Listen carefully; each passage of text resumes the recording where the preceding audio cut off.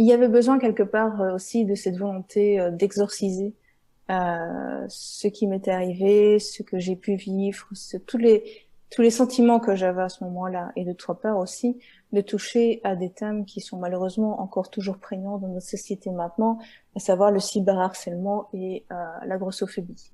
Bienvenue au Café des auteurs, le podcast pour les écrivains en herbe et créateurs perdus dans la jungle des conseils contradictoires. Je m'appelle Ingrid Lemaire, je suis coach littéraire chez j'écrisunroman.fr, formatrice et auteure. Ma mission avec ce podcast est de te détendre, de t'inspirer et surtout de te guider. Que tu souhaites écrire, trouver des lecteurs ou vivre de ta passion, je t'apporte des conseils concrets et bienveillants et des interventions de professionnels. Prépare ta boisson chaude favorite, c'est l'heure de souffler un peu. Hello collègues écrivains, dans cet épisode du Café des auteurs, j'ai le très grand plaisir de recevoir Cindy Van Wilder. J'apprécie beaucoup cette auteurice multigenre qui a publié une dizaine de romans, de l'imaginaire, souvent du jeune adulte, mais parfois aussi de la fiction réaliste, et on va le voir, plein d'autres choses. Nous allons tout d'abord parler de ses débuts d'auteurice, de sa première publication, de comment ça s'est déroulé dans son cas, des thématiques très fortes que l'on retrouve dans ses livres, qu'il s'agisse de harcèlement, de grossophobie, d'oppression et de lutte contre l'oppression, des minorités, et également de comment parler de ces thématiques avec justesse et sans blesser. On parlera également de sa méthode, ou plutôt de sa non-méthode, comme elle le qualifie, d'écriture, et enfin de ses très nombreux et très pertinents conseils pour jeunes auteuristes. Je te rappelle avant de commencer que tu trouveras le sommaire dans la description du podcast et la retranscription complète ainsi que tous les liens dont tu auras besoin sur j'écrisunroman.fr/podcast. Et je te laisse avec notre échange. Bonne écoute! Et on est avec Cindy Van Wilder. Hello Cindy, je suis trop contente de te recevoir au Café des auteurs. Écoute, plaisir amplement partagé. Merci de m'avoir invité. Avec grand plaisir. Et du coup, est-ce que tu peux commencer peut-être par nous dire quelques petits mots sur toi et tes livres? D'accord, donc Cindy Van Wilder. D'ailleurs, je vois que je vais te féliciter, mais je vais te faire un clin d'œil spécial pour avoir dit mon nom d'une seule traite et bien correctement. Parce que c'est vraiment pas facile, aussi bien en Belgique qu'en France, donc voilà, c'est déjà pas mal. Comme vous l'avez compris, je suis belge. J'ai à mon actif plus ou moins maintenant une bonne dizaine de romans, dont la plupart sont du young adult et sont dans le domaine imaginaire, mais pas que, puisque j'ai fait récemment du réaliste, du contemporain, et je suis publiée un petit peu partout dans des maisons d'édition en France. Et voilà, pour le moment, on va se limiter à ça. Yes, c'est vrai qu'on va avoir l'occasion d'en discuter plus en détail. Et Voilà. du coup, moi, ma première question, justement, ça serait ce fameux début de ta Mm. carrière d'auteurice. Comment ça s'est passé? Est-ce que tu peux nous raconter un petit peu Ça a comment été t'en es venue là? véritablement un petit peu un concours de circonstances en fait. Enfin, bien sûr, il y a la réponse un peu bateau que je vais donner, mais qui est tellement vraie, c'est que j'ai toujours eu envie d'écrire, j'ai toujours eu cette envie au fond de moi. Euh, voilà, je pense que la plupart des auteuristes, je vais dire auteuristes effectivement, puisque moi j'utilise la langue inclusive et que pour ma part aussi, me définissant comme une personne non binaire, j'utilise le YEL comme pronom pour me définir. Après, qu'on utilise le il ou le elle, ça me vexe pas forcément, mais je préfère le dire d'emblée de jeu. Donc, pour mes débuts d'autoriste, franchement, ça a été véritablement une envie qui était nichée au fond de moi. C'était quelque chose que j'avais besoin de faire et que j'ai toujours besoin. Mais encore maintenant, on me demande et comment tu parviens un petit peu à concilier vie professionnelle, vie privée, écriture. Je dis, ben, j'ai pas le choix. Et l'écriture, ben, c'est un peu dans mon ADN. Donc voilà. Mais cette envie, en fait, elle a véritablement pris son envol, si je puis dire. Elle s'est véritablement concrétisée quand j'ai commencé mes années d'université et que je suis tombée tout à fait absolument par hasard sur un forum d'écriture qui était à l'origine cinq saisons ou 1000 saisons, plutôt 1000 saisons. Ça a changé après, c'est pour ça que je suis en train de confondre les deux, mais 1000 saisons était donc à cette époque une maison d'édition imaginaire qui était portée par deux étudiantes à Lille. Et en fait, ce forum a été véritablement pour moi un vecteur, non seulement pour faire connaissance avec des gens qui partageaient la même passion que moi, qui était tout autant enthousiaste, motivé, qui cherchait à en apprendre plus sur le monde de la publication, sur les techniques d'écriture, etc. Donc, moi, j'en étais un peu ou moins au même début. J'avais jamais véritablement fini de roman. J'en avais commencé beaucoup, mais j'en avais jamais fini pour le moment. Et rien que le fait, en fait, de discuter avec ces personnes, qui étaient plus ou moins de mon âge, donc en plus ça collait plus ou moins bien, m'a donné véritablement le déclic pour me dire, moi aussi j'en suis capable, moi aussi je peux être un écrivain, et un petit peu de vaincre ce syndrome de l'imposteur qu'on connaît tous et toutes, et de se dire, voilà, on peut se lancer dans l'aventure. Et en fait, grâce à ce forum, en fait, j'ai fait donc des connaissances qui, un jour, en fait, se sont dit, pourquoi ne pas créer un collectif d'écrivains et d'écrivaines de l'imaginaire, et dont le but, en fait, serait de s'entraider les uns et les autres, et ce qui a donné, bien sûr, le collectif Cocyclique, dont j'ai fait partie pendant un long moment. Donc, voilà. Ça a été véritablement un enchaînement de circonstances, un concours heureux, et qui m'a permis en fait un petit peu de me lancer dans ce chemin de l'écriture. Voilà. Je suis très bavarde, hein. Autant vous le dire tout de suite. Mais voilà, c'est un peu comme ça que ça a débuté. Ouais. Puis c'est très intéressant, donc n'hésite pas à en dire plus. Mais Ça et va. du coup, ensuite, à partir de là, combien de temps il y a eu peut-être entre ce moment où tu t'es dit, bah moi aussi je peux le faire, et ta première publication? Oh, il y a eu quand même quelques années, hein. Il y a eu quand même quelques années parce que d'abord, il fallait bien entendu que moi je puisse maîtriser en fait les techniques d'écriture. J'avais déjà un solide background dans tout ce qui concernait lecture, etc. Donc je me rendais pas tout à fait compte. En fait, je pense que la lecture, par ce vecteur-là, on va en reparler plus tard quand on parlera des conseils à donner aux jeunes écrivains et écrivaines. Mais je pense que la lecture, pour moi, c'est vraiment une étape obligée, c'est une étape essentielle. Parce que si on lit pas, on ne peut pas en fait ingérer, même inconsciemment. On les a dans notre esprit inconsciemment, mais on s'en rend pas toujours compte. Toutes les techniques d'écriture que les écrivains et écrivaines déjà publiées, et pas forcément en maison d'édition, hein, ne soyons pas sectaires ici, vont pouvoir en fait appliquer à leurs propres histoires. Et en fait, on se nourrit de cette lecture-là, on se nourrit de ces intrigues, on se nourrit de cette manière de construire des personnages, de construire des intrigues, etc., même de manière inconsciente. Et la lecture, pour moi, est un vecteur un peu sine qua non pour le faire. Alors bien sûr, maintenant, on a d'autres vecteurs pour en apprendre plus sur la manière de construire une intrigue. Je veux dire, on regarde une série Netflix, on regarde un film, on va voir au théâtre. Voilà, il y a tout plein de représentations culturelles qui peuvent nous aider. Mais je pense quand même que la lecture est un domaine, un peu un passage obligé. Je vais pas me dire qu'il faut lire tout le temps et surtout pas ne lire que des classiques. Dieu non merci. Mais il faut lire de tout et il faut lire pour moi assez régulièrement quand même, je pense, parce que ça peut donner un excellent background. Pour revenir à la question originelle, parce que sinon je vais encore me perdre dans un sentier, dans un sentier dévié, c'est pas forcément un raccourci. Mais je pense qu'il m'a fallu du temps, non seulement donc pour affiner ma technique d'écriture, aussi pour me confronter au regard des autres. Et ça aussi, c'est une étape importante pour moi. C'est de se dire, on peut être très content de ce qu'on fait. C'est très bien. Il faut être satisfait quelque part de ce qu'on fait. Il faut être fier aussi de ce qu'on fait. Et c'est quelque chose on a encore trop peu tendance à dire, en fait, aux jeunes écrivains et écrivaines. Soyez fiers de ce que vous faites parce que rien qu'oser le faire, c'est déjà une victoire en soi. Néanmoins, si on veut être publié ou qu'on veut se publier soi-même, il faudra à un moment donné se confronter au regard de l'autre. Ça, c'est obligé. Et j'ai eu l'extrême chance de me confronter à un regard bienveillant, bien sûr, mais aussi qui était porté sur la critique constructive. Et j'ai appris en fait non seulement à m'y confronter, mais aussi à les accepter, ce qui n'est pas toujours facile non plus. Même si on le fait en enrobant les angles, etc., en présentant le positif d'abord, bien sûr, il vient toujours une part de dire, eh ben, il faudrait retravailler tel aspect ou tel personnage, etc., tel point de l'intrigue et tout. Et c'est pas toujours facile de s'y confronter. Et en fait, Cocyclique a été véritablement pour moi un tremplin pour le faire. Il faut le reconnaître. Ça a été véritablement un vecteur majeur dans cette construction qui a été la mienne.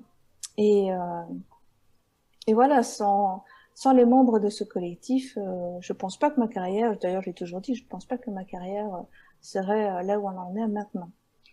Et il m'a fallu aussi trouver l'intrigue, qui était donc le premier tome des Outrepasseurs, donc le premier livre que j'ai publié, la première saga que j'ai faite. Enfin, j'ai tout fait en bloc, hein, apparemment. Voilà, c'était le premier livre, c'était le premier début d'une saga. Enfin, c'était la première publication de manière traditionnelle. Donc voilà. Et après, donc, il m'a fallu le retravailler, ce qui a pris 2 ans. Et ensuite, il a fallu le soumettre. Et là, il a fallu donc 8 mois et demi avant que j'obtienne le oui qu'a m'a donné Gulfstream, qui est quand même assez rapide. En fait, il faut bien noter dans les délais de réponse des maisons d'édition. Donc voilà, ça m'a pas paru rapide à l'époque, forcément, parce que j'étais assez newbie et que je suis en plus de nature assez impatiente. Donc ça m'a semblé extrêmement long. Mais je le dis maintenant pour ceux et celles qui nous écouteraient. 8 mois et demi, en fait, c'est quand même assez rapide. Donc voilà. Et donc il m'a fallu quand même quelques années avant de pouvoir publier de manière traditionnelle ce premier tome. Et en même temps, donc certes, c'était quelques années, mais c'était finalement assez rapide. Si aussi on voit que c'était une saga que tu allais publier, ce qui est pas commun, je pense, pour Non, une première publication. non, non, non. Déjà à l'époque, ça l'était pas, parce qu'on parle quand même des années, pardon, 2013-2014. Et ça l'est encore moins maintenant. Quand je vois, je pense que de plus en plus d'éditeurs sont carrément frileux à l'idée de se lancer dans une trilogie, encore plus par un ou une primo-écrivain comme j'étais à l'époque. Donc ouais, on peut dire que ça a été assez rapide et j'ai eu pas mal de chance dans mon parcours. Ouais. Chance et travail aussi. De la chance Oui, certes, provoquée. mais il faut aussi de la chance. Il faut aussi de la chance et je suis arrivée au bon moment en fait. Je suis arrivée au bon moment avec cette saga, puisque Gulfstream venait de s'intéresser aux young adultes. On commençait seulement à en parler à ce moment-là. Les éditeurs commençaient aussi à se réserver une place sur les étagères des librairies, des bibliothèques, etc. On n'en parle pas assez souvent, mais il faut bien se dire que le young adult a gagné, je vais pas dire des lettres de noblesse parce que ça fait hyper élitiste, mais a gagné en fait sa place sur les étalages des libraires, etc., quand même de manière assez récente. Ça n'a pas du tout été quelque chose qui était là dans le paysage, du moins franco-français, je vais dire, francophone, depuis des années. C'était pas du tout quelque chose qui était ancré dans nos habitudes de lecture. Moi, je me souviens quand j'étais plus jeune, ce qui remonte maintenant quand même à quelques années. Quand j'allais à la bibliothèque, il y avait le choix entre soit le rayon jeunesse, soit le rayon adulte. Il n'y avait pas d'entre-deux. Et je pense que voilà, le young adulte est venu réclamer cette place qui avait besoin d'être réclamée, parce que honnêtement, à présent que je vois la richesse et la diversité que peut offrir le young adulte, je me dis, j'aurais apprécié de le lire quand j'étais plus jeune, en tout cas. Voilà. Et est-ce que c'est pour ça, du coup, que t'écris principalement dans ce genre-là? En fait, j'ai pas la conscience d'écrire dans un genre, pour moi. Hmm. Déjà, j'avais pas conscience d'écrire de young adult quand j'ai écrit le premier tome des Outrepasseurs. Euh, D'ailleurs, mes premières soumissions n'ont pas été pour des maisons d'édition qui s'adressaient à un public adolescent ou plus jeune. Ça a été à des maisons d'imaginaire pour adultes, si je puis dire, parce que bon, maintenant, les frontières sont floues. Donc, j'avais pas du tout en tête ce public-là. C'est par la suite à la réflexion d'une amie qui, elle, écrivait à cette époque déjà pour de la jeunesse, du young adulte, etc., qui m'a dit, écoute, tu ferais mieux quand même de diversifier tes recherches, tes soumissions éditoriales. Et voilà, elle m'a conseillé de fil en aiguille plusieurs maisons, d'où en faisait partie Gulfstream, ce qui tombait bien puisqu'ils cherchaient en fait à étendre, à développer leur catalogue vers les adolescents. Et on était aussi en pleine phase de l'imaginaire, je veux dire, voilà, un petit peu ce qu'avait lancé Le Seigneur des Anneaux, la sortie des films, Harry Potter, etc., etc. Donc, c'est vrai que ça a été véritablement pris dans cette mouvance à ce moment-là. Justement, vu qu'on parle de ce que tu as en tête en écrivant, tu écris sur des thématiques très fortes je trouve surtout pour du young adulte finalement, ou en tout cas particulièrement dans ce genre-là. Tu nous parles de diversité, de harcèlement, de grossophobie, et je pense que j'en oublie. Et pourtant, bah, c'est pas au détriment des intrigues qui sont très intéressantes, des personnages qui sont bien développés, pour en avoir lu quelques-uns. Est-ce que tu peux nous en dire un peu plus sur peut-être ces thématiques-là, pourquoi celles-ci, ainsi que peut-être celles que j'ai oubliées? Mhm. Ouais, je pense que pour ce que tu viens de citer, du moins le harcèlement et la grossophobie, c'était surtout dans mon premier roman réaliste qui est sorti donc il y a quelques années quand même maintenant chez Scribner, qui s'appelle La Lune est à nous, et qui est un des romans les plus personnels que j'ai pu faire, puisque non seulement il se passe en Belgique, dans la région où j'ai fait mes études, et ça a parlé de choses, bien entendu, qui me sont arrivées ou que j'ai vécues par le biais d'une personne qui m'était proche. Et voilà, il y avait besoin quelque part aussi de cette volonté d'exorciser ce qui m'était arrivé, ce que j'ai pu vivre, tous les sentiments que j'avais à ce moment-là, et de trois part aussi de toucher à des thèmes qui sont malheureusement encore toujours prégnants dans notre société maintenant, à savoir le cyberharcèlement et la grossophobie. Après, pour parler de thèmes effectivement qui sont forts, d'abord, je te remercie de considérer que je parle de thèmes forts et qui en plus ne sont pas au détriment des intrigues. C'est pas voilà, c'est pas donné à tout le monde, donc merci beaucoup du compliment. Je sais pas, je pense que la littérature young adulte, je peux dire que c'est le vecteur. Je vais pas dire le genre parce qu'en fait il y a plein de genres dans le truc, dans la mouvance littéraire qu'est le young adulte. Et je vais dire que c'est un peu le vecteur pour moi qui me semble essentiel en fait pour justement parler de ces thèmes. Si on n'en parle pas aux esprits des jeunes maintenant, qui sont en train de se former, qui se retrouvent confrontés à ce genre de problème, à qui on va en parler? À des adultes qui sont comme moi, 30 ou 40 ans, et qui n'ont pas du tout le même regard ou même la portée de recul que j'ai maintenant sur ce qui m'est arrivé quand j'avais 15-16 ans. C'est pas le même discours et ça n'aura pas la même portée. Donc oui, autant le faire pour les esprits de la jeune génération de maintenant et de celle d'après, en étant très positive. Sur l'avenir de mes bouquins, bien entendu, et peut-être toucher justement certains esprits et essayer de les faire réfléchir sur ce qui se passe maintenant dans leur réalité et qui ne les concerne peut-être pas forcément ça, mais je pense que attirer leur attention sur le fait que voilà, il existe plein d'autres réalités et que ce n'est pas parce que la société nous vend un seul standard qu'il n'en existe pas d'autres qui ne sont pas tout aussi valables et valides que être blanc, être mince, être jeune, être beau comme on peut nous le vendre au quotidien, j'ai envie de te dire. Mais ce n'est pas pour ça en fait qu'on peut pas dire qu'il existe justement d'autres réalités, d'autres vecteurs. Donc pour moi c'est important de le dire. Et en plus, question diversité, puisque là ça m'est arrivé aussi très récemment avec le roman Tous debout, #Tous debout, que j'ai coécrit donc avec Agnès Marot. Je pense aussi que la question justement de traiter d'autres réalités que la sienne, de parler de problèmes qui peut-être ne nous touchent pas forcément, mais qui en tout cas nous interpellent, en fait, elle se pose de plus en plus à des créatrices.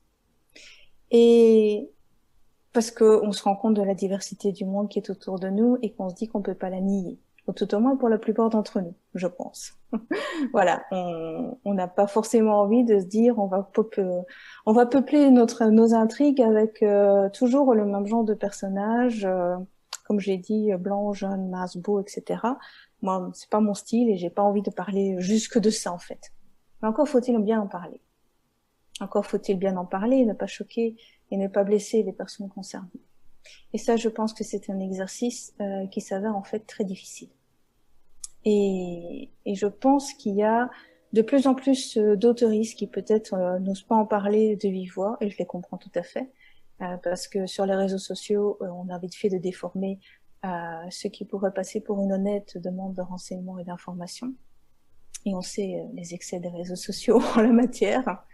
Mais je pense que pour cet exercice, surtout pour désapprendre en fait tout ce qu'on nous a inconsciemment appris, tout ce qu'on nous a inconsciemment mis dans la tête et que nous conservons même au fil des années, il faut d'abord désapprendre tout ce qu'on a appris. Et justement se dire comment aborder ces autres réalités, comment les aborder de manière respectueuse, comment se refléter la diversité de nos sociétés sans renforcer des préjugés qui pourraient s'avérer blessants en fait pour les personnes concernées. Et ça, je pense que ce sont des questions essentielles qui vont venir, qui doivent nous concerner et auxquelles on doit trouver des réponses. Parce justement, il n'est plus possible d'avoir toujours un seul type de personnage dominant, je vais dire, un seul type de personnage principal dans nos intrigues. Il faut aussi que nous puissions mettre d'autres types de personnages dans nos intrigues. Mais encore faut-il le faire respectueusement. Et là, c'est la question, je pense, va apporter des réponses multiples et variées. Mais il faut qu'elle les apporte, en tout cas. Je te rejoins complètement là-dessus. Je trouve que c'est, même quand on est, entre guillemets, dans le standard, où justement on est dans le côté personne blanche et sans soucis, etc., comment on aborde ces thématiques-là. Et c'est vrai que c'est vraiment pas un exercice très facile pour l'avoir essayé, pour essayer de transmettre certaines valeurs, mais sans en faire trop, et en même temps être du côté allié et pas du côté, comme tu le dis, qui renforce les préjugés. C'est vraiment un exercice assez difficile. Je sais pas si t'as des conseils là-dessus. Je pense que parmi les conseils, il y aura de te suivre, car tu y arrives très bien, je trouve. Mais c'est vrai que je pense que c'est une question sans fin, voilà, de comment on parle aussi de ces thèmes qui sont très forts et qui parfois ne nous concernent pas entièrement. Oui, et je pense aussi que d'une part, on peut avoir l'air d'être dans une majorité et en fait faire partie d'une minorité. Je veux dire, je fais partie de la minorité LGBTQIA+, et c'est pas forcément mis sur mon front. Et d'autre part, donc, il faudrait se méfier des apparences. Et ça vaut pour pas mal de créateurs ici également. Il faut apprendre un petit peu avant de pouvoir étiqueter la personne dans une case. Mais ça, bon, c'est un débat qui est centenaire, voire millénaire. Et d'autre part, ce que tu dis aussi sur le fait de respecter les sensibilités de chacun, il faut bien se dire que le vécu en fait des personnes qui appartiennent à ces minorités, du moins à ces communautés, est multiple et varié lui aussi. Donc on peut pas prendre une expérience et se dire voilà, ça c'est la seule expérience, c'est le socle commun, c'est une seule case et rien d'autre. Non, on peut pas dire ça. Et c'est là aussi que l'exercice se complique réellement. J'ai pas en fait de méthode à donner. Moi-même, j'ai certainement fait des erreurs et je m'en suis déjà excusée quand on l'avait fait remarquer. Mais j'ai pas forcément de leçons à donner. J'ai simplement aussi des réflexions, des questions qui me traversent l'esprit à chaque fois en fait que je me mets à l'écriture et que je me dis bon, comment traiter ce thème, comment traiter cette question. On dit effectivement qu'il faut écouter beaucoup les personnes concernées, oui, effectivement, refléter leur diversité, leur multiplicité d'expériences, oui, effectivement. Après, je pense que il faut aussi parfois peut-être avoir l'humilité, avoir la force aussi de reconnaître que même si tel ou tel thème, tel ou tel personnage nous appelle, on n'a pas forcément les mieux placés pour en parler. Et peut-être qu'une personne de cette communauté qui ressentirait plus cette expérience que nous, peut-être qu'elle serait plus à même de le faire. Ce sont des questions, je sais, très délicates à poser et je pense qu'il faudrait des heures et des heures pour en parler. Mais je me suis déjà fait la réflexion, en fait, par exemple, on parlait de La Lune est à nous, où je mets en scène une jeune fille noire qui s'appelle Olivia. Je me suis déjà fait la réflexion de me dire, bon, je regrette absolument pas de l'avoir fait, je l'ai fait avec tout le respect et qui m'était dans la tête quand je pensais à Olivia. Maintenant, peut-être qu'une personne, une autrice noire ou une auteurice noire aurait pu le faire avec beaucoup plus de sensibilité et de justesse que moi. Ça, je me le suis déjà dit, oui. Et je pense qu'effectivement, il faut aussi en tenir compte quand on parle justement d'exploiter des points de vue. Il faut peut-être se dire, est-ce que je suis mieux placée pour en parler? Voilà. J'ai pas forcément de conseils ou de recommandations à faire, mais voilà, peut-être des pistes à apporter. Ça m'évoque pas mal de choses que tu dis, notamment déjà sur le fait qu'on n'est pas toujours la plus confiant dans ce qu'on fait. Et en plus là, on peut peut-être aussi même se questionner sur notre légitimité à écrire ce livre-là, surtout quand c'est des thématiques, entre guillemets, qui nous font vibrer comme celles que toi tu abordes. Est-ce que toi, du coup, ça t'a posé ce genre de soucis pour peut-être ta confiance en toi aussi? Ou bon, j'ai l'impression quand même que enfin, comment dire, quand tu parles de la lune est à nous, tu nous décris pas un grand questionnement infini. Je sais pas comment ça s'est passé, peut-être pour ce livre-là.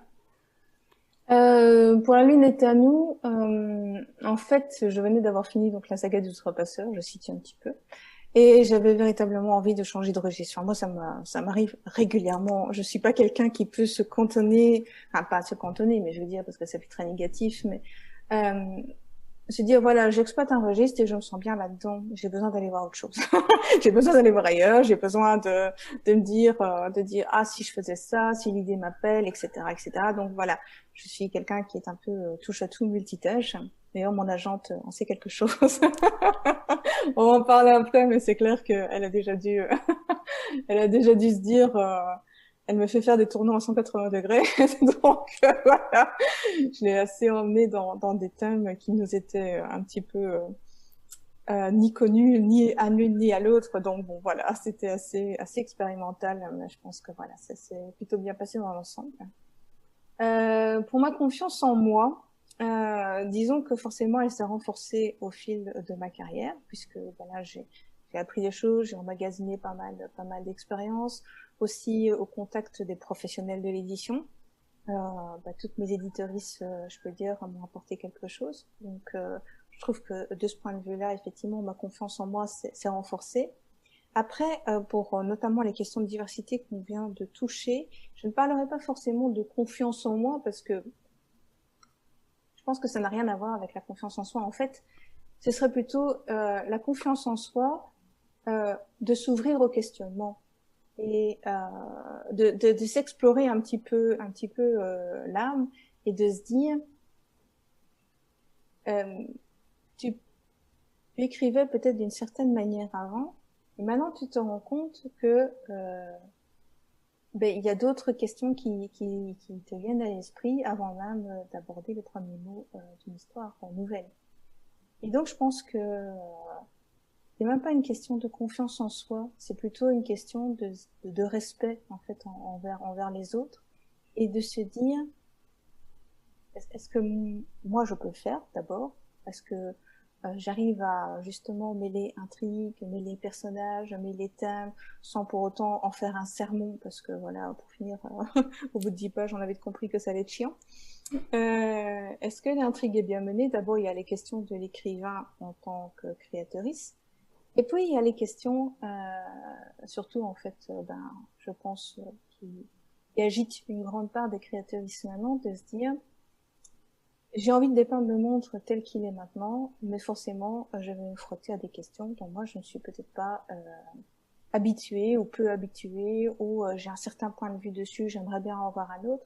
Je pense qu'effectivement, ces deux parts en fait vont faire une grosse part commune sur laquelle maintenant je fonde de plus en plus mon socle pour me dire est-ce que je peux tenter cette histoire et comment je vais l'aborder. Je pense que voilà, plutôt j'ai évolué dans mon parcours et j'ai peut-être justement gagné suffisamment de confiance en moi pour me dire cette aventure-là tu l'attends pas, ou cette aventure-là tu vas la tenter mais d'un autre point de vue. Voilà.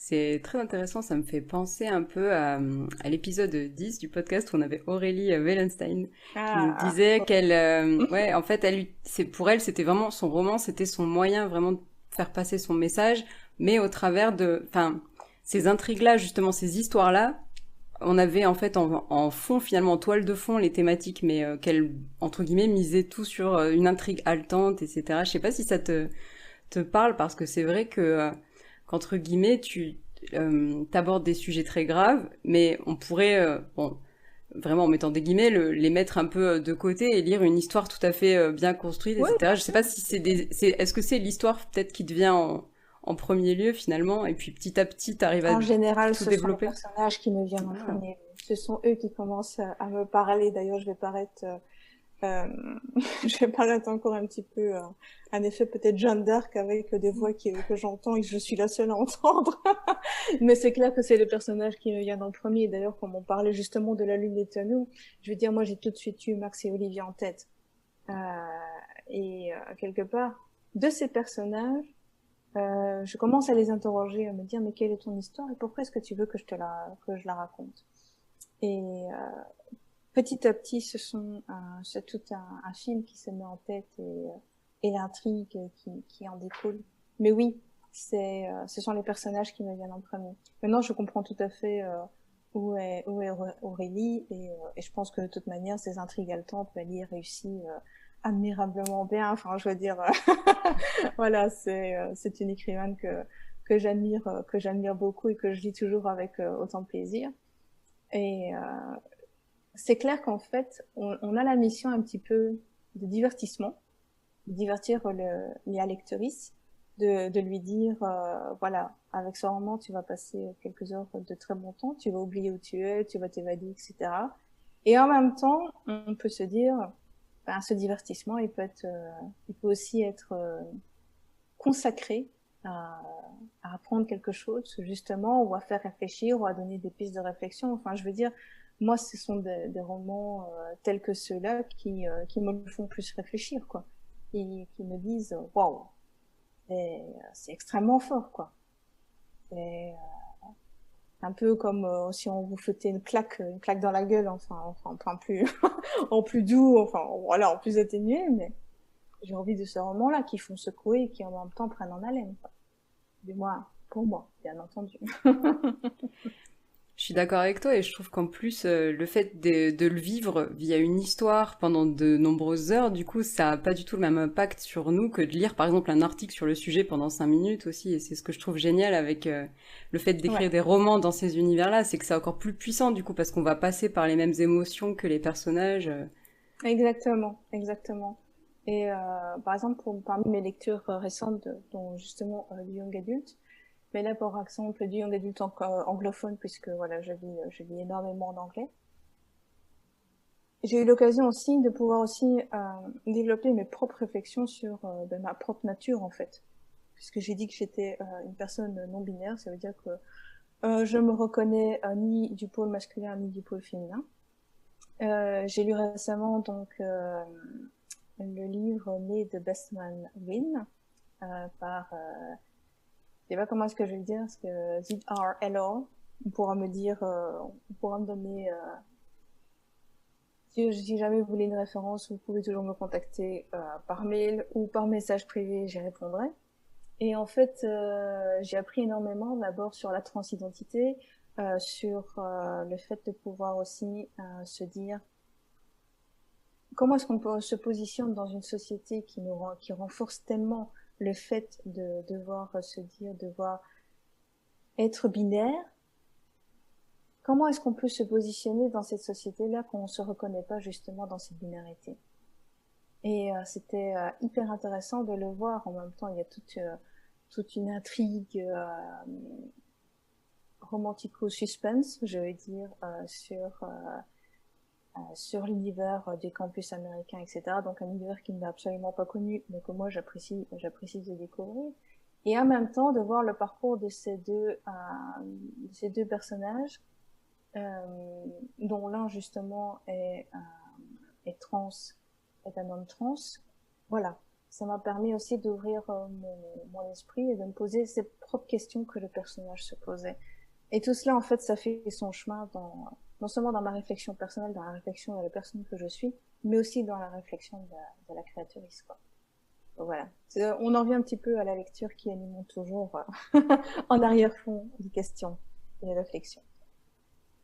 Ouais, et c'est hyper intéressant, je trouve, comme partage, parce que ça peut s'appliquer à plein d'autres Mm. questionnements qu'on peut avoir. Je pense encore une fois à Aurélie, si jamais tu nous écoutes, mais qui, elle, parlait d'écologie, pareil, au travers Oui, d'un roman, mais en nous racontant une histoire, en fait, en nous plongeant dans un certain univers où l'écologie, etc. Et je trouve ça, du coup, très intéressant, et je pense que ça peut concerner, du coup, tout auteur aujourd'hui, oui, quel message je veux transmettre, et on n'est pas obligé d'écrire, je pense, un brûlot engagé pour, au contraire, peut-être même parce que le moins il sera brûlant, le plus il sera peut-être accessible.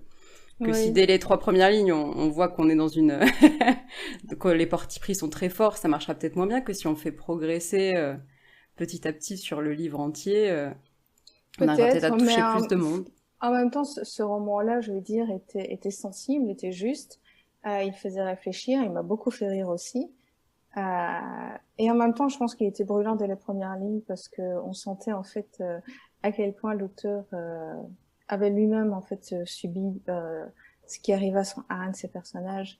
Et je pense que de sentir à quel point ça lui touchait à cœur de pouvoir développer ce thème, à quel point son expérience et celle du personnage peut-être se mêlaient. Peut-être que c'est moi qui fais un transfert, mais je pense que ça se lisait en fait entre les lignes. On sent en fait quand ça vient des tripes, quand ça vient du cœur. Pour moi, l'écriture, elle se sent. On se dit, c'est pas possible autrement. Je sens que l'auteuriste, il a vécu ce qu'elle est en train de raconter, et c'est quelque chose d'extrêmement fort qui se lie en fait à ce moment-là entre le personnage, l'auteuriste et je pense les lectrices. C'est c'est un peu un manège à trois, je vais dire, qui pour moi est extrêmement fort quand ça se produit. Et notamment, il y avait un passage qui, pour moi, en fait, a résumé très très bien tout ce qui peut peut-être agiter les questions maintenant sur la transidentité. En fait, un des personnages principaux est appelé par un professeur de débat, comme ça peut, ça peut peut-être se produire au campus américain. Enfin bref, moi je remercie le ciel que je n'avais pas ça quand j'étais dans mes études au lycée parce que j'aurais été très nulle. Certainement que je me serais récolté à zéro, mais enfin bref. Et donc, il lui colle bien entendu le thème, puisque sachant que c'est un élève trans, il lui dit, voilà, tu vas débattre de la question des droits trans. Et en fait, l'élève monte sur le podium et il dit une seule phrase, il dit, ce n'est pas une question à débattre, c'est une question de droit humain. Et quiconque remet ça en question, n'émet pas son opinion, il se prononce contre le droit à ces fameux droits humains. Je pense que voilà, ça résume tout. On n'a pas à débattre de la question est-ce que c'est valide, est-ce que c'est pas valide. On a juste à l'accepter parce que c'est la réalité de personnes qui vivent maintenant dans la même société que nous. Et c'est très fort, je pense, et ça sent peut-être le vécu chez la personne, Totalement, même je pas pense que forcément ce dans ce sont... Ouais. contexte-là, mais Oui, mais voilà, il y avait rien à dire, quoi. Il y a juste à hmm. l'accepter. Je pense qu'il l'a très très bien formulé sans en faire justement des tonnes, et c'était le genre de scène qui te reste en mémoire par la suite, quoi. Hmm. C'est vrai que quand je disais brûlot, je pensais justement à l'équilibre finalement à avoir entre ce fait justement d'écrire avec les tripes, comme tu le dis très bien. Est-ce que tu vois des difficultés à écrire avec tes tripes, peut-être avec une certaine colère envers les injustices ou même simplement des valeurs très très fortes, et le fait que ça doit quand même rester lisible, bien clair pour un lecteur qui est pas du tout de ce monde-là, peut-être de cette réalité-là finalement? Mais quelque part, il faut aussi respecter l'intrigue et les personnages, parce que euh, c'est peut-être le souci, entre gros guillemets, que je peux considérer avec ce genre de scène, c'est que oui, il faut écrire, qu'on l'écrit avec ses tripes, on l'écrit avec son cœur, on met tout son vécu, mais en même temps, ne pas oublier qu'on est là d'abord pour exploiter une intrigue, pour exploiter un personnage, pour parler à travers lui ou elle au lectrice, et il faut pas l'oublier ça en fait, parce que s'il y a à un moment donné une fausse note dans l'ensemble qu'on est en train de créer avec cette histoire, ça se verra. En fait, je suis en train pour le moment, je fais une petite éclipse, mais je vais revenir, je vais revenir au sujet. Je suis en train de relire pour le moment donc le livre L'anatomie des scénarios de John Truby. Je l'avais lu il y a quelques années, mais bon, c'est vrai que la méthode très anglophone peut-être est très dogmatique de dire voilà, je vais vous enseigner la bonne méthode pour écrire une histoire m'avait refroidi. J'aime pas. Voilà, mon esprit est assez rebelle sur ce coup-là, il est réfractaire, ça lui plaît pas. Mais du coup, je l'ai repris parce que je trouve qu'il y a quand même des trucs très intéressants et notamment celle-ci où je suis parfaitement d'accord avec lui. Il dit l'histoire est un ensemble organique, ça doit couler de source du début à la fin. Et et si c'est un ensemble organique, on peut dire que ça plaira peut-être pas à tous les lecteuristes, et c'est très bien. On n'a pas l'obligation de faire une histoire qui plaît à tout le monde. Dieu merci. Mais on a peut-être l'obligation, entre gros guillemets, d'avoir une histoire qui tient la route, qui est stable, et qui, comme dirait Troubaille, est un ensemble organique du début à la fin. Où il n'y a pas justement de fausses notes ou peut-être de détours et qu'on voit tout de suite parce que ça produit un son discordant. C'est comme si vous écoutiez le plus bel orchestre du monde, qu'il y a une superbe symphonie et qu'à un moment donné, il y a une fausse note. Ça va s'entendre. Ça va s'entendre et ça va vous tirer même inconsciemment de la transe, du plaisir que vous avez à lire cette petite histoire. Donc je pense qu'il y a aussi tout simplement le respect des lecteuristes, le respect de soi aussi en tant que créateuriste, de dire voilà, il faut pouvoir juguler son enthousiasme et peut-être aussi le mettre au service de l'histoire. Et le fait d'écrire avec ses tripes n'exclut pas du tout l'idée d'être subtil, au contraire. Je pense que on peut tout à fait faire passer un message, comme je viens de le dire, avec la scène qui dure peut-être 1 ou 2 pages, mais voilà, elle dit tout. Euh, Ça n'exclut rien en fait. Ça n'exclut rien. On peut écrire avec ses tripes, on peut écrire avec son cœur. Et d'ailleurs, je l'espère pour tous les créateuristes qui peuvent nous entendre et en même temps servir une très très belle histoire et de très très chouettes personnages. Ça fait déjà plein de pistes à creuser en tout cas pour les créateuristes qui nous écoutent. Est-ce J'espère. que... ouais, je pense. Euh, est-ce que toi, parce que c'est... là, tu nous donnes un conseil général, mais toi, comment tu fais justement pour ces histoires-là, pour qu'elles soient justement organiques et cohérentes? Est-ce que tu les prépares en amont? J'ai une non-méthode. Ça s'appelle le gros foutoir. Non, en fait, je suis pas du tout une architecte. Je suis pas du tout une architecte. D'ailleurs, mon agente pourrait le confirmer quand elle me dit Cindy, il va falloir préparer un synopsis. Elle sait très bien comment je vais réagir. Elle me dit bah oui, en fait, fais un synopsis, mais de toute manière, je sais que tu dévieras du synopsis dès le premier paragraphe. Et en général, c'est ce qui se produit. Donc voilà, quand je dis que mon esprit est réfractaire, ben, il est réfractaire jusqu'au bout. Euh, En fait, comme je l'ai dit, donc les personnages me viennent en général en premier. C'est très rare qu'il y ait un concept qui me parle plutôt que les personnages.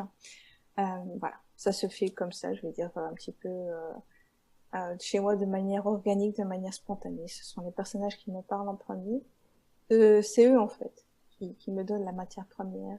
Bien sûr, il y a des thèmes que j'aime toujours exploiter.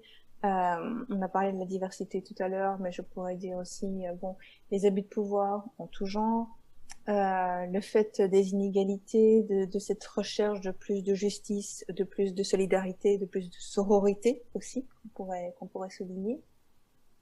Bien sûr, ce sont des thèmes qui sont, je pense, toujours un peu présents dans mes histoires. Mais en même temps, c'est vrai que de le faire via le biais de d'autres personnages, euh, toujours des personnages nouveaux, toujours qui ont quelque chose à raconter, tout ça m'aide en fait à créer des histoires, à créer des intrigues. Euh, et d'ailleurs, il y a aussi les expériences personnelles qui comptent, et même des expériences que moi-même je ne m'aurais jamais dit que j'aurais pu exploiter par la suite. Mais par exemple, c'est ce qui s'est passé avec le diptyque Terre de Brume aux éditions Rajo, euh, qui en fait est venu d'une conversation entre moi et l'éditrice de Rajo lors du Festival des Imaginelles. Elle m'a approché en fait dans l'idée donc d'ajouter plus de fantasy donc au catalogue des éditions Rajo, plus d'imaginaire puisqu'ils étaient en recherche à ce moment-là d'œuvres de ce calibre, on va dire. Et je suis tout de suite partie en fait sur une antiquité gréco-romaine, même revisitée, même sans partir dans les grands mythes. Mais moi, c'est ce qui avait bercé un petit peu mon enfance et ma prime jeunesse, donc j'avais envie de l'exploiter. Mais j'avais pas envie de l'exploiter via le prisme habituel qui est celui des grands héros masculins bourrés de testostérone, etc., etc. C'était pas du tout mon but. Donc je l'ai fait via un prisme féminin. Et c'est ce qui a donné donc les deux héroïnes de Terre de Brume, Hera et Intisar.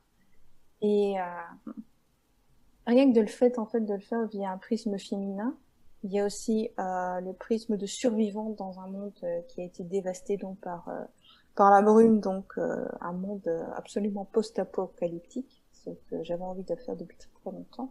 En fait, m'a donné plein de pistes de réflexion pour élaborer cet univers et de me dire voilà, comment est-ce que je peux le construire, comment est-ce que je peux le rendre quelque part crédible en fait. Et donc c'était très intéressant de le faire, même dans un thème, peut-être un cadre qui était prédéfini au départ, mais je trouve que la créativité peut toujours s'exprimer, même que ce soit un travail qui soit librement inspiré, donc par votre propre inspiration, ou quelque chose qui est réalisé en accord avec l'éditeur et qui est plus un travail de commande, comme on dit dans le milieu du livre, quoi. Voilà. J'aime beaucoup ton exemple parce qu'en plus, ça montre que c'est pas parce qu'il y a eu une conversation avec un éditeur au départ que c'est très carré et très figé. Et toi, ça a été vraiment un cheminement, quoi, que tu as suivi ton inspiration. Je fais juste une petite parenthèse parce que tu as évoqué le concept d'architecte et de jardinier et c'est alors je vais pas dire une croisade, mais un combat que je mène pour qu'on utilise peut-être moins ces termes qui pour moi sont vraiment très binaires, si Oui, j'ose c'est clair. la Non, non, c'est clair, comparaison, c'est clair, c'est mais clair. et qui peuvent du coup désorienter les Mm. auteuristes en leur disant il faut te mettre dans cette case-là ou celle-ci et Oui. c'est tout. Alors qu'en fait, c'est un Euh, large spectre quand tu regardes bien. C'est ça, et que finalement, ce que je préfère du coup donner comme guide aux auteuristes, c'est de parler de méthode de préparation qui les rassure. Et l'absence de méthode Mm. en est une, comme tu le dis, la Tout à non-méthode. fait. Peut-être que toi, tu es rassuré par le fait de pas avoir de limite à ton imagination, pas de barrière, et que du coup, ça peut te permettre de mêler du post-apo et de l'antiquité sans aucun problème. Et je trouve que voilà, quand on parle d'architecte et de jardinier, je dirais de faire attention et de bien le nuancer parce que Mm. Non, tu as tout ça à peut fait faire raison.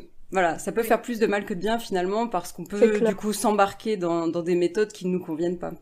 C'est clair, et surtout que je vois malheureusement une tendance qui se généralise un petit peu maintenant, c'est celle d'être extrêmement catégorique notamment sur les réseaux sociaux concernant l'écriture, en disant les vrais auteurs, comme si on avait des faux, ou encore la bonne méthode pour.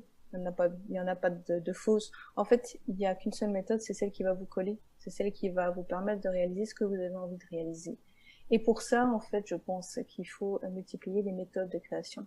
Par exemple, j'ai évoqué John Troubaille qui a une méthode hyper carrée, avec 22 étapes à suivre de A à Z. Mais voilà, si pour lui ça marche, si pour certains scénaristes ça marche, si pour certains créateuristes ça marche, c'est génial. Si vous êtes rassuré en disant, si vous arrivez en fait à votre but et qu'en même temps vous pouvez le faire de la manière qui vous convient, avec des questions d'architecte, en disant voilà, je vais tout planifier à l'avance, je connais des potes qui fonctionnent ainsi et c'est génial pour eux. Il y en a même qui écrivent absolument dans le désordre, ce dont je suis absolument incapable. Je veux dire, écrire avant la fin, avant le second chapitre, laisse tomber, c'est pas la même histoire que j'écris, voilà, c'est tout. Moi, j'écris obligatoirement de manière linéaire. Mais il n'y a pas une méthode qui est meilleure que l'autre, en fait. Il faut s'en rendre compte. Et il n'y a pas non plus de passage obligé en fait en écriture. Et je pense que c'est ça aussi une liberté qu'on évoque encore trop peu souvent en disant voilà, quand vous êtes auteur, ceci, cela, ceci. Non, en fait, il faut vous faire votre propre expérience, il faut que vous puissiez toucher un petit peu à tout. Et c'est pour ça aussi que c'est utile de se rapprocher des livres qui tout simplement parlent des tactiques d'écriture, des techniques d'écriture, des méthodes, que vous suiviez des masterclass ou que vous décidiez de vous lancer d'abord dans l'écriture d'une nouvelle. Mais rien du tout n'est une mauvaise méthode en soi. Pas du tout. Il faut simplement faire son propre parcours, faire son propre expérience et voir ce qui vous convient. Comme tu dis, architecte, jardinier, en fait, c'est juste deux pôles d'un large spectre. C'est pas du tout deux camps opposés où l'un prétend être meilleur que l'autre. Pas du tout. C'est simplement que il faut bien se dire que moi, par exemple, je me situerais plus au milieu de ce spectre. Parfois, donc, je me dis, je vais pas me lancer sans avoir une vague idée de la fin et sans savoir comment tout ça peut se déclencher. Mais pour moi, je me situe entre les deux.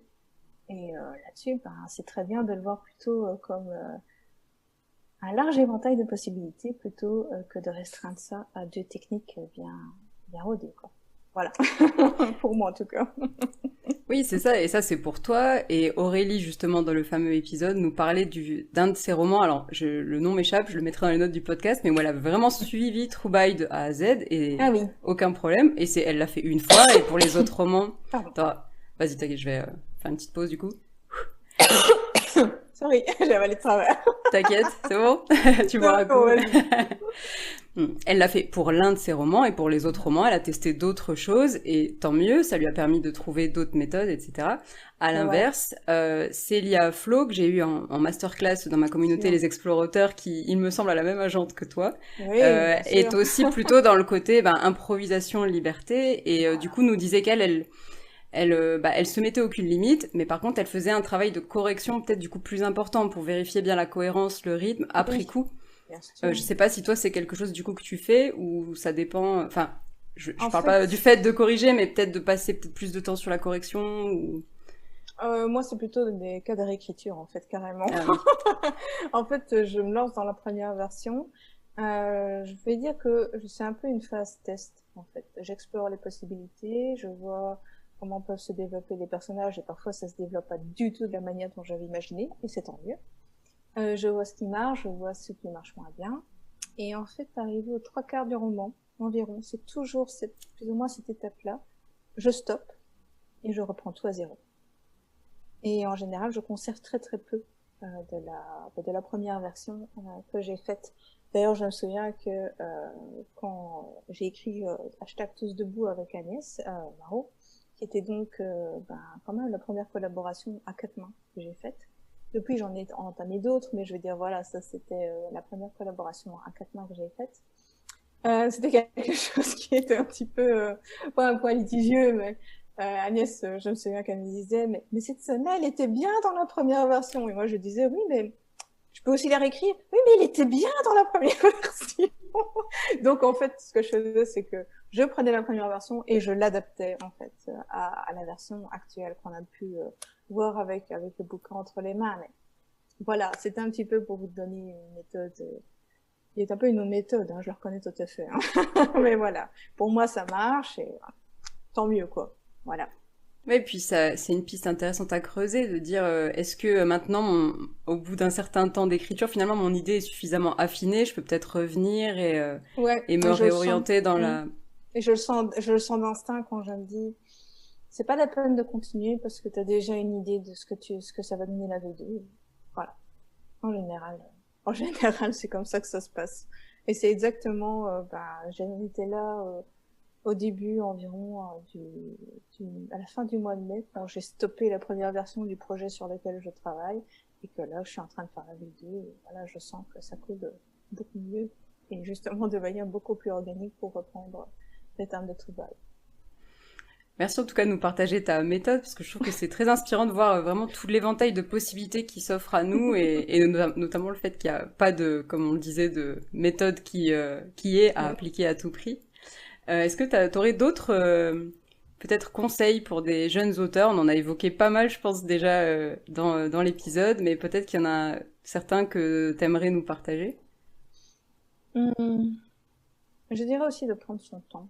Et c'est quelque chose qui va peut-être sembler très bizarre en fait. Mais de prendre son temps aussi, tout simplement pour pouvoir explorer qui on est, d'abord, en tant que créatrice. Je pense que c'est intéressant de le faire. Pour ça, en fait, pour les anglophones, je trouve qu'avec les cours qu'ils ont de creative writing, c'est quelque chose qui se donne justement l'opportunité de faire, alors qu'en francophonie, on est encore beaucoup plus réticent. On est toujours un petit peu dans rebelle à tout type d'enseignement sur l'écriture, alors qu'en fait, on voit peut-être ça comme une limitation, alors qu'en fait, ça peut être tout simplement une aide et aussi une étape qui est la bienvenue dans la création d'histoire.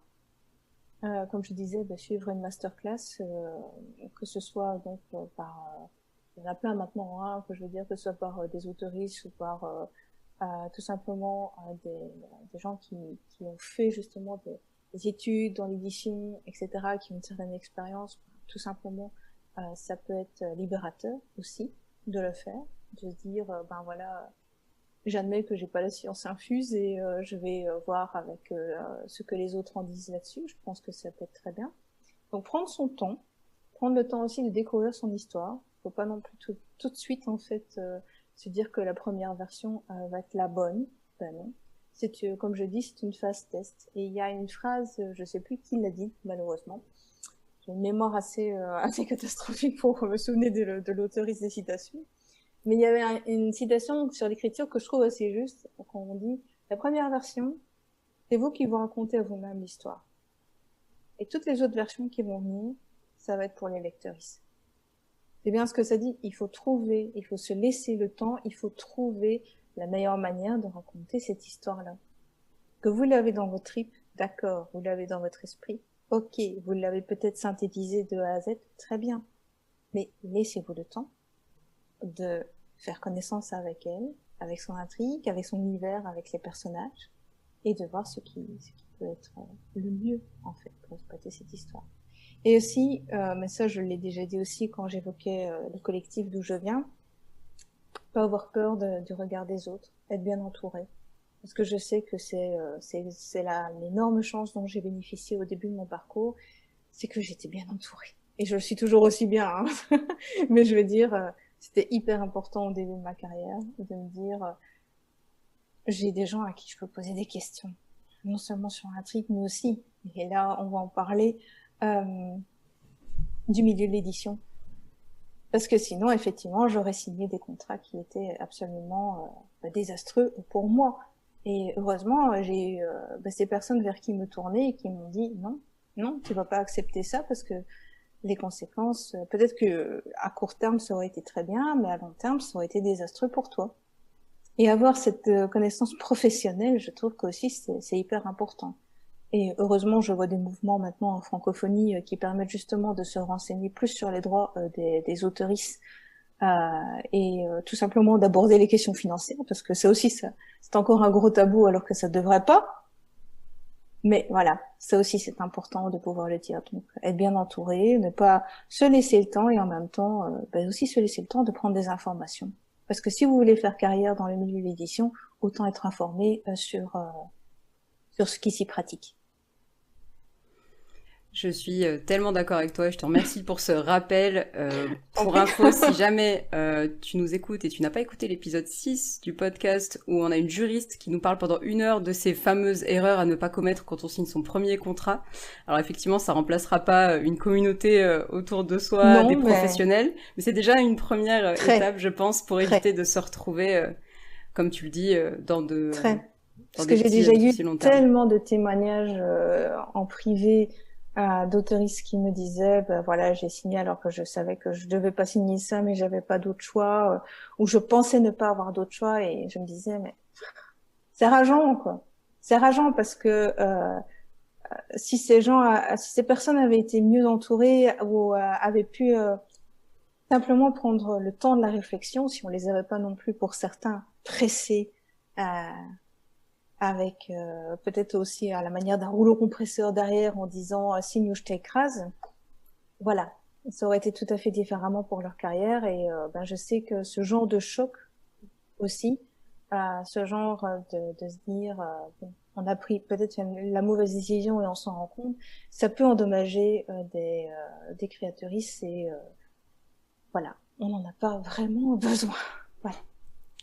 On est d'accord.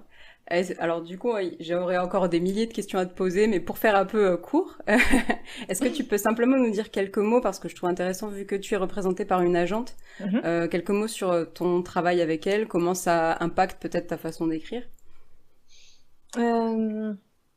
Alors d'abord, bon, pour moi, être représentée donc par cette agente qui s'appelle donc Roxane Edouard, qui travaille donc à Curtis Brown, une importante agence à Londres. En fait, pour moi d'abord, je sais que c'est un filet de sécurité.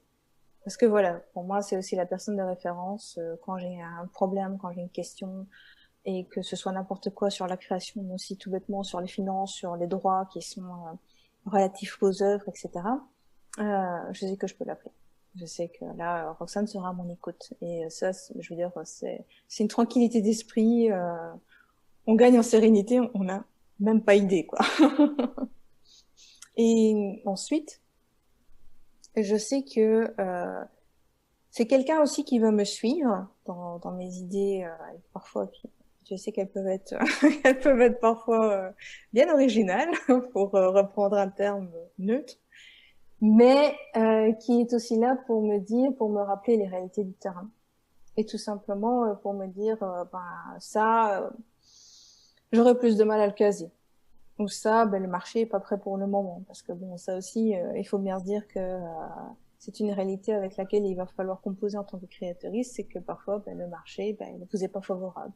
Il vous sera peut-être favorable après, dans 1 ou 2 ans, ou peut-être dans 10 ans, mais pour l'instant, il n'est pas favorable. Voilà, quand on recherche plus de choses et moins de l'autre, parce que soit on est écœuré du filon, par exemple, je pense à toutes les histoires de vampires qui se sont propagé dans le sillage de Twilight, etc.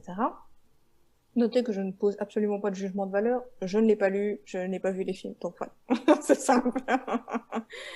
Ou qu'on me dit, on recherche peut-être plus de middle grade, donc des histoires qui s'adressent à du 8-12 ans. Là aussi, middle grade, donc c'est une catégorie assez floue, comme le young adult. Voilà, ça c'est les réalités du marché. Et on peut pas faire sans parce que voilà, on va pas l'affaire à la David et la Goliath. Bien sûr, c'est pas la peine de se dire je vais n'écrire que ce que le marché demande maintenant parce que ça par contre c'est un faux calcul. Je veux dire le temps que votre projet il soit abouti et puisse être présenté à un éditeur, mais d'ici 2 ans la tendance aura marché donc on va changer donc forcément ça ne sert à rien de se dire ah maintenant je vais faire que ce qui marche maintenant. Ben non parce que forcément le temps de d'aboutir à une histoire, de la publier, etc. Ben voilà, la mode aura passé. Donc ça sert strictement à rien. Je pense qu'il faut écrire les histoires qu'on a envie d'écrire avec son cœur et en même temps de se dire qu'en tant que créatrice, ça peut ne pas marcher tout simplement parce que le marché n'est pas prêt pour le moment. Voilà, ça n'a rien à voir avec vous, ça n'a rien à voir avec l'œuvre, ça a à voir avec le marché. Et je pense que avoir donc ce conseil de mon agent, tout simplement, m'a permis aussi de réaliser l'importance de ce facteur. Après, je le mets de manière négative, mais ça peut être aussi très très positif, soyons clairs. Et puis c'est quelqu'un aussi qui m'a ouvert des portes. Ça c'est clair et net. Je veux dire, c'est quelqu'un qui m'a permis de faciliter ou de moins des contacts que j'aurais eu beaucoup plus difficile à dénicher auparavant.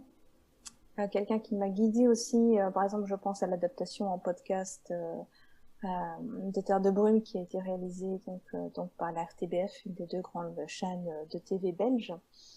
Et quelque chose voilà, que j'avais aucune expérience avant, mais Roxane on avait une connaissance de par son expérience aussi anglophone, puisque ben là, comme dans beaucoup d'autres choses, les anglophones nous ont un peu devancés. Et qui m'a permis de mieux saisir en fait les tenants et aboutissants de par exemple cette adaptation. Je donne des exemples très concrets, mais je pourrais les multiplier à l'infini. Voilà, depuis bientôt 5-6 ans qu'on collabore ensemble, voilà, on a une assez bonne connaissance d'une part comment fonctionne l'autre et de deux comment est-ce que on peut envisager l'avenir et voilà. Voilà, pour moi, c'est une aide inestimable dans mon parcours et dans ma carrière, quoi. Ouais. Et à propos d'avenir, est-ce qu'on peut avoir un peu ton actualité du moment? Qu'est-ce que tu peux nous dire à ce sujet? Donc bientôt, je vais sortir donc ma 3e publication en 2021, ce qui est déjà pas mal, qui va s'adresser donc à à un public très très différent de ce que j'ai fait pour le moment.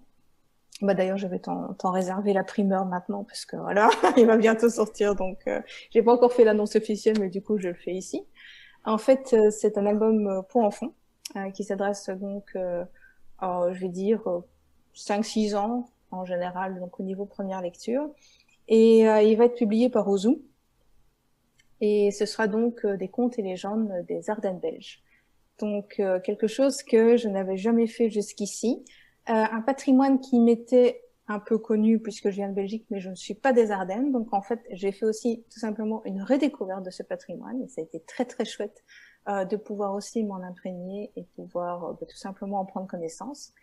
Et c'est servi avec des illustrations d'Hervé Gourdet qui sont véritablement à tomber.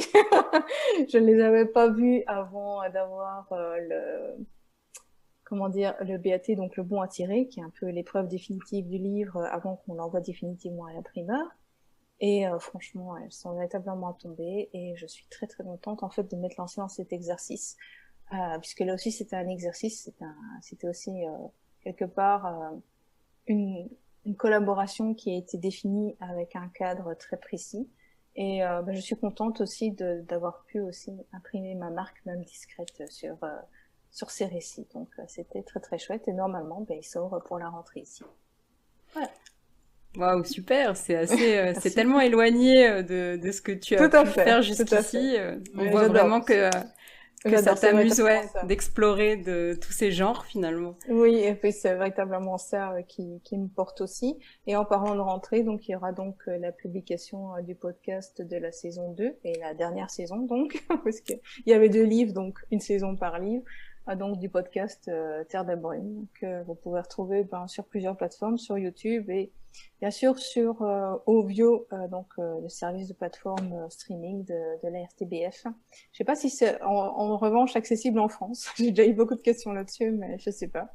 Mais en tout cas, vous pouvez le retrouver sur Apple, Google Podcast et YouTube. Donc voilà. Je pense on mettra bien sûr les liens dans les notes du podcast pour que vous puissiez écouter ça.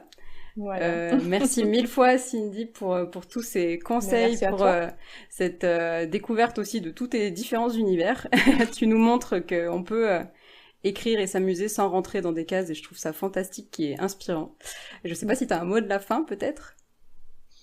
Je dirais aussi de se faire plaisir. Voilà, tout simplement. Ça rentrera peut-être dans une dernière recommandation pour tous les écrivains et écrivaines, tous les créateuristes aussi en général qui nous écoutent. Mais aussi de se faire plaisir parce que d'abord, je sais que l'écriture demande beaucoup de sacrifices, beaucoup de temps, d'énergie, d'investissement personnel qu'on pourrait remettre dans d'autres trucs que notre domaine. Et je pense que si on se fait pas plaisir en écriture, alors là, franchement, on a loupé quelque chose. Donc voilà, autant se faire plaisir. Merci beaucoup pour ce très beau mot de la fin. Ingrid. Et merci pour cet épisode qui, je pense, va beaucoup plaire et beaucoup inspirer. Merci beaucoup. Merci beaucoup d'avoir écouté cet épisode jusqu'au bout. S'il t'a plu, tu peux me laisser un avis sur Apple Podcast ou le partager à un collègue auteur. Et tu peux rejoindre les auditeurs du podcast sur j'écrisunroman.fr/hello pour échanger et écrire avec nous ou encore me poser toutes tes questions. Et je te dis à bientôt au Café des auteurs.